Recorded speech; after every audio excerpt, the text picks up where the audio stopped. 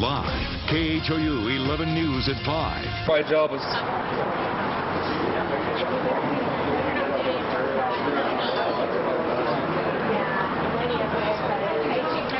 taking care of soldiers, but I didn't get to do that.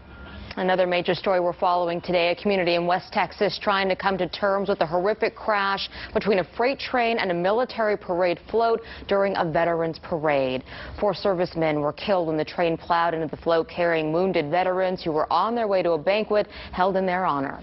As federal investigators look into how this could have happened, we are learning more about the lives lost. Jason Whiteley reports from Midland. Right now, the NTSB has 16 investigators on the scene here, and we've learned they'll be focusing closely on video of this collision. The train that took off from this crossing a little earlier this afternoon here was equipped with an onboard camera. A police car's dash-mounted camera also captured the collision of what many now call Midland's darkest day.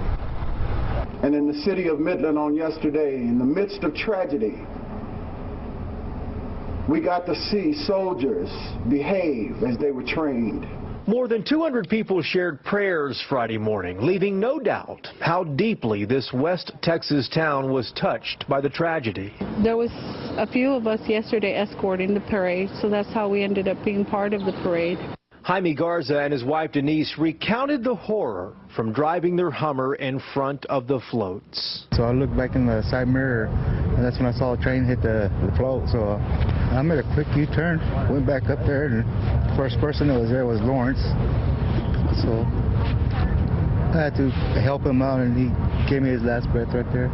Lawrence Bovin is said to have pushed his wife out of the way before the impact.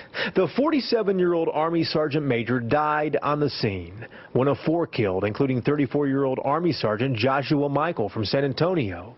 They were among 24 wounded vets and their wives riding on the back of this flatbed tractor trailer when an eastbound train headed for Shreveport slammed into it at a Midland crossing.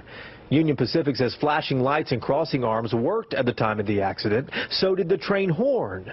But the Juarez's tell us the crowd was loud and might not have heard it. Dr. Sudip Bose rushed to the scene of wounded vets helping each other. It was amazing to me how they jumped off the trailer, the ones that were okay, and began helping each other. Their training kicked in, and they themselves started tying tourniquets and holding pressure on bleeding vessels. Marine Staff Sergeant Mark Juarez from San Antonio survived the collision and joined mourners to offer prayers. He told us the annual event for wounded vets should continue, but precautions must be taken to prevent another such tragedy. At this hour, there are clearly more questions than answers. The NTSB says it will be on the scene here for up to 10 days, trying to find out, among other things, why the driver of that semi behind us here crossed the tracks with an approaching freight train bearing down on it. In Midland, I'm Jason Whiteley.